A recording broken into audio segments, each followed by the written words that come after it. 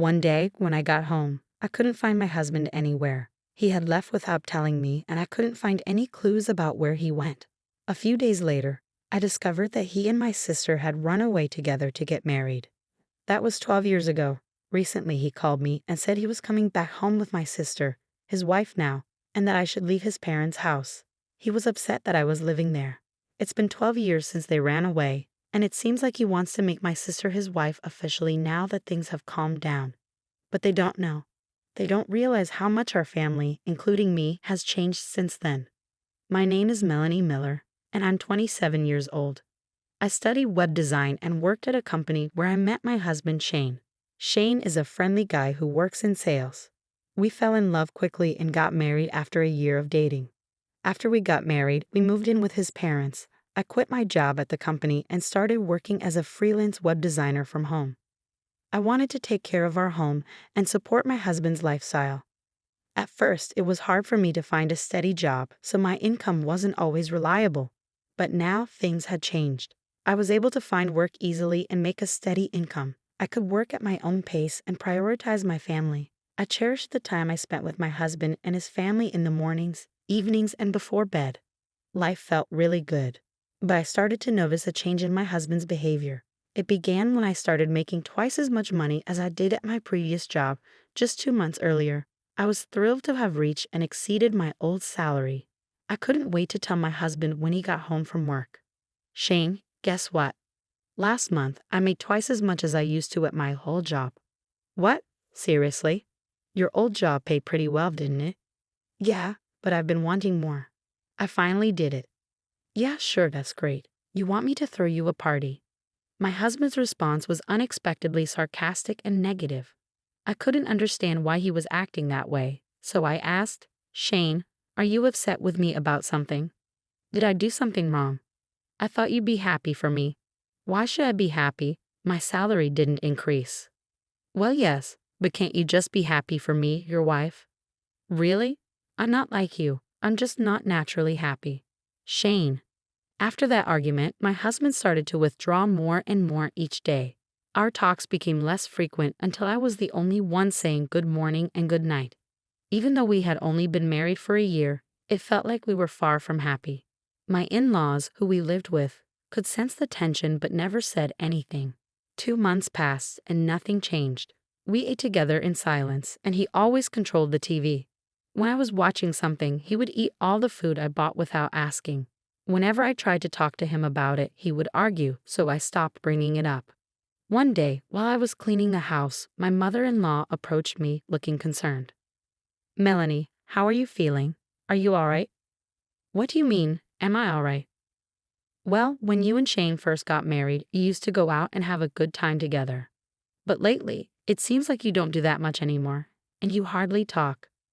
Yeah, but we've only been married for a year, I replied, trying to brush off her concern. I forced a smile to reassure her, but she could tell it wasn't genuine. She looked at me seriously. If you don't want to talk about it, that's okay, but I worry about you. Lately, it seems like you've been feeling down. Well, I'm not pretending to be okay. Your father has noticed it too. We're just concerned that you might be overwhelming yourself. Oh, Mom.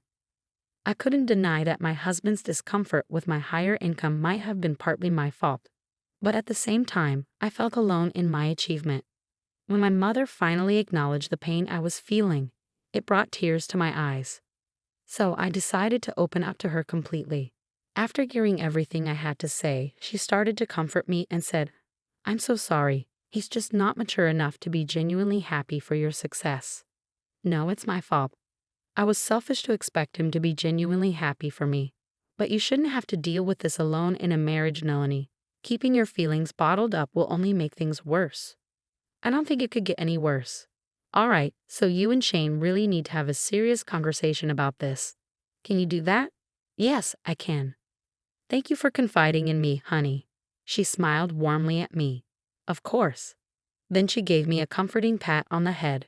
My in-laws love me like their own daughter. They've been my support. Taking my mother-in-law's advice to heart, I decided to have a serious talk with my husband. That night, I stayed up late, waiting for him to come home. But as the hours passed, there was no sign of him. He usually got home by 10 at the latest, but it was already past 11, and he still hadn't returned. "Why are you taking so long?" I texted him, but he didn't respond. I started to worry that something might be wrong. I tried calling him, but he didn't pick up and the phone just kept ringing. So I waited anxiously. Finally, around midnight, he walked in. "I've been trying to reach you," I began, but he just sighed loudly and looked annoyed. "What's going on? Why are you still up?" "Well, I wanted to talk to you about something important today." "About what?" he replied, sounding annoyed. "I think our issues started because of my new salary, right? I should have maybe kept that to myself. I know it might have hurt your pride." As soon as I said that, I felt a shiver down my spine. He was standing there, looking cold and distant. I was scared stiff. He responded with anger. "There's nothing to talk about, and it's pathetic that you're waiting up for me. I'm just trying to make things better between us, Shane. That's the problem. I obviously made a mistake in choosing the right partner. No, I'm exhausted from working overtime. You don't have any right to speak, considering you just stay home all day." My husband stormed past me and headed upstairs to our room. I couldn't bring myself to move until I was sure he was upstairs. Why was he talking to me like that? All I wanted was a normal married life. My mother-in-law had encouraged me to talk to him, but it didn't solve anything. After his attitude, I didn't want to push for another conversation. It felt like he completely ignored me as a person, and it left me feeling bitter. 2 more months passed and still we didn't talk. The days seemed endless, slipping by in a blur. Then, one day, I came home to find my husband gone. I went into his room and something felt off. Huh? Shane's room is never this tidy. Shane isn't exactly known for being neat, but his room was strangely clean. His clothes and suitcase were gone. It hit me then, he'd moved out. I tried calling my in-laws, but their phone was either off or disconnected. Just as I was panicking, my sister, Mimi, called me. "Hi sis, it's been a while." "Mimi, I can't talk right now." "Is he? Your husband isn't there, is he?" "What? How did you know?" "Something's not right," I said, feeling a sense of unease. "I'm with your husband right now." "What? What do you mean?" "Well, I happened to be at the bar, and I ran into him there. We had a drink, and he mentioned that you two weren't really getting along." "Mimi, no, you can't be serious." "I am. I'm dating him now, and we're planning to get married, so don't try to stop me." "Going away? That's ridiculous. Bring Shane back home right now." "I'm sorry I can't. I've actually had feelings for him for a while now, and he's tall and handsome. I'm taking him." Then she hung up. I tried calling her back many times, but she never answered. Instead, she sent me pictures. There were dozens of photos of them together, going on dates, smiling. It was really hard for me to see. A few days later, I received the completed divorce papers signed by Shane. When I called his workplace, they told me he had already quit. I knew I couldn't deal with this on my own anymore. I decided to tell my parents and in-laws about what was happening and ask for their support. So Shane and Mimi are together now. He left his job and wants me to sign the divorce papers, I explained. There was a stunned silence. Then my father-in-law spoke up after a moment. "Melanie, I'm truly sorry for our son's foolishness. You don't have to forgive us, and you don't owe us anything." "Oh, Father, I can't forgive your sister either. You're like a daughter to me." "I can't forgive them for hurting my precious daughter," everyone echoed his sentiment. In that moment, our feelings towards Shane and Mimi changed completely. My in-laws were already considering moving to a new house, and after this they said, "We want nothing to do with our son anymore." And they moved without telling him. My parents also decided to cut ties with my sister. "If she ever comes back, we'll act like we don't know her. Someone who would betray their own sister like that isn't our daughter," they said. So I decided to go back home to my parents. I asked for alimony from Shane as part of the divorce agreement. He replied, "You'll get it when I get my divorce." Eventually, I received several million yen in alimony along with a message, "Divorce me." Once the divorce was finalized, I cut all ties with Shane and Mimi. It's been 12 years since then, and a lot has changed. My in-laws demolished the house we lived in and sold the land. I've become more successful as a web designer, and my income has grown significantly. Thanks to this, I can travel often with my parents and live a fulfilling life. Today, while I was working, I got a call. Without checking the caller ID, I answered, thinking it was a client. but instantly it brought back unpleasant memories. It's been a while, Melanie. How have you been? Shane's voice echoed. I knew you recognized your ex-husband's voice, he chuckled. He's still spouting nonsense like before. What do you want? After 12 years, now you want to talk. I could hear him chuckle. No, you're in my house. Leave within the next 10 minutes. What? What are you talking about? We're facing some financial trouble anyway. I'm heading there now. I'm bringing my wife home to our house. You need to leave my parents' house now. It seems he still believes I'm living with his parents.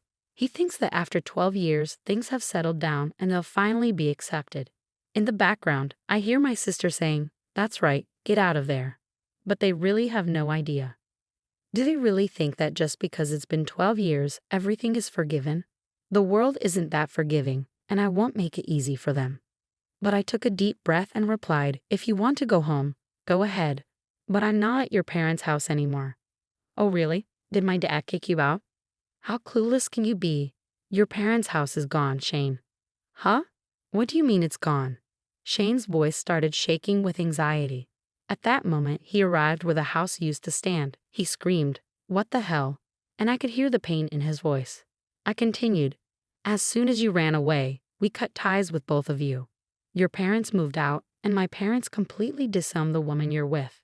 There's nowhere for you to come back to." Are you serious? How is this even possible? Believe it or not, it's up to you, but neither your parents nor mine consider you family anymore. You've proven you're not worthy since you both destroy people's lives. That's awful. But who's to blame for ruining your family? Don't ever call me again.